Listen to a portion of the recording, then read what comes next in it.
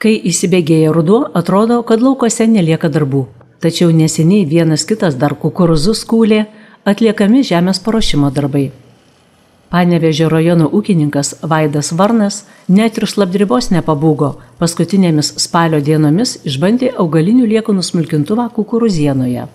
Kukurūzai, kviečiai, miežiai, rapsai – pagrindinė Vaido Varno ūkio pasėliai. Vaidas dalyvauja įvairiose programuose, sėja tarpinius augalus, tad ūkyje prireikia įvairių padargų. Programų daug, dokumentų tvarkymo daug, ar ne? Daug programų, daug, dokumentų daug. Kada spėjat dirbti? Ir spėjam kažkaip, tai kol kas dar spėjam, paskui bus matyti. Nu, su to spėjimu, tai ką žin, kaip šiandien oras nekoks to dirbti, vis tiek bandysim, ne? Nu, bandysim, išmėginsim šitą. Bet jūs augalinių liekanų smulkintuvą jau sakėte, esate išbandęs, vakar išbandėm. Jo, vakar išbandėm, tai pabandėm, dirba gražiai, greitai. Bandėm kukurūzų liekanas, tai susitvarko su darbu. Sakau, lieka 5 cm, kiek tai buvo nustatyta. Tai kukurūzai turbūt netaip seniai ir nupjauti? Ne, tai praeitą savaitę. Ir dar tikite žemę šiek tiek patvarkyti iki šalčių? Ne, tai bandysim, nes pavasarį, sakykime, ten tos yra garstyčios, tie puseliniai reiks smulkinti, tai o dabar kol kas neleidžia, tai kukurūzai. Kokia darbo sparta, ar galima greitai su juo darbą? Jo, tai bandėm važiuoti, tai 5 metrų plotis, tai su tuo traktoriu kiek iki 15 greičių. Tai praktiškai tiek ir gamintojas rekomenduoja, kaip sakė, tai susitvarko viskas gerai. Tai kiek įsivaizduojate, galima būtų per dieną išdirbti? Oi, tai per dieną, manau, kokį 50 hektarų. O kiek kukurūzienos reikės išdirbti? 20 hektarų. Tai jūs šiandien nepabaigsit? Jo, tai pusė, įsivažiuosim, pusė dienos turėtų būti baigta. Susmulkina gana aukštus ir gana stambius augalinių liekanų likučius, ar ne? Kukurūzai, rapsai ir visa kita. Bet kaip ir minėjau, kad galima su juo ir žolę smulkinti, ir aukštis yra nuo 2,5 cm iki 40. Na, o sakykime, jeigu pasitaiko kažkokių tokių jau medėjančių dalykų, krūmų, jeigu nedidukų jau... Ne, tikrai nebijo, nes kadangi yra perdavimas per 3 reduktorius ir ganėtinai stambus peiliai, tikrai nebijo nei tų krūmelių nieko.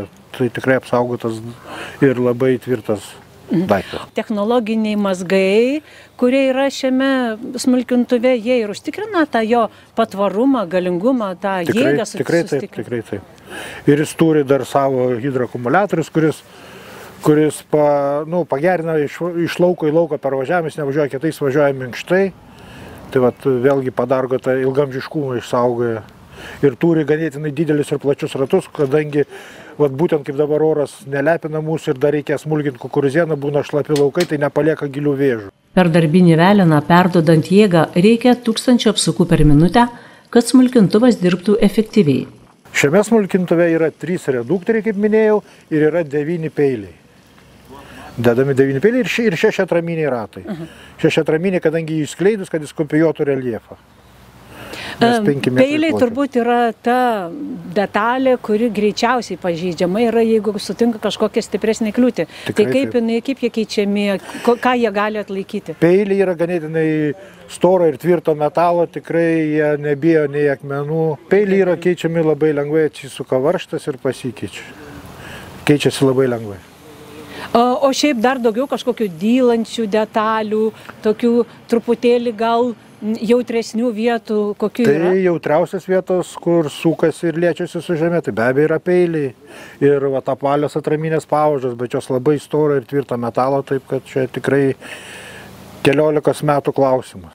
Augalinių liekanų smulkintuvas paprastai neatima brangaus žemdirbių laiko, kai spaudžia kiti darbai. Jo galima dirbti tada ir tokiu oru, kai kitų darbų nepadarysi. Jeigu orai leidžia ir laikas nespaudžia, rekomenduojama aukštą ražieną palikti kuriam laikui, kad jį pradžiūtų. Tuomet ji būna trapesnė, geriau susismulkina. Jeigu buvo palikta apie 30 cm stabarai, juos nusmulkins iki 5 cm, tai lengviau ir ar arti, ar skusti nuo raginių skutikų, ar diskinių lėkščiuotojų važiuoti, tada jau, kaip sakant, nebelieka tų stabarų. greičiau suyra atliekos augalinės. O ūkininkai savo žemės dirbimo technologijose dažnai naudoja tokius smulkintuvus, kaip man? Dabar jau labai populiarėja tas dalykas, kadangi, kaip sakant, dauguma ūkių pareina į beariminę technologiją ir nebearia. Kiekvieną techniką reikia prižiūrėti, norint, kad jinai kuo ilgiau tarnautų. Kokia čia reikalinga priežiūra? Baigus darbus, statant žiemai padargą, reikėtų nuplaukti aukšto slėgio plovimo agregatu ir sutepti visus tepimo taškus. Aišku, ten ratų guolis pasižiūrėti, pasitikrinti ir daugiau tai čia nėra ką. Labai paprastas ir mechaninis daiktas. Pronar augalinių liekanų smulkintuvas buvo demonstruojamas Vaido Varno ūkyje netoli Vabalninko. Pasak Mariaus Vorobjovo, jei bus norinčių jį išbandyti ūkininkų, bendrovės Margučiai vadybininkai pasirūpins, kad smulkintuvas sutartu laiku atvažiuotų į ūkį. O Mariaus draugystė su Vaidu sena ir tvirta. Su Vaidu pradėjome apie 10 metų. Pirmas daiktas jau buvo pirktas 9 traktorius iš mūsų, su kuriuo ir dabar puikiai dar jis dirba. Ir daug iš mūsų perka žemės ūkio techniką, kadangi ūkis pastambėjo, tai padidina padargus ir paplatina platesnius, didesnius perka, kad galėtų žmogus greičiau apsidirbti savo darbus. Viską padaryti laiku. Yra lengviau bendrauti su lojaliais ūkininkais, kurie jau perka ne pirmą ir ne antrą daiktą.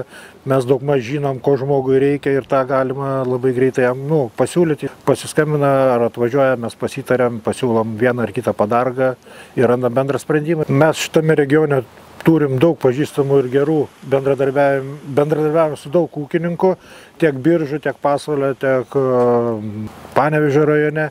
Ir pristatome būtent ne tik tai smulkintuvus, aišku, ir ten žemės dirbimo technika, skutikai, noraginiai, diskiniai ir gyvulininkystės technika, ta prasme šėrimo grotos, šėryklos.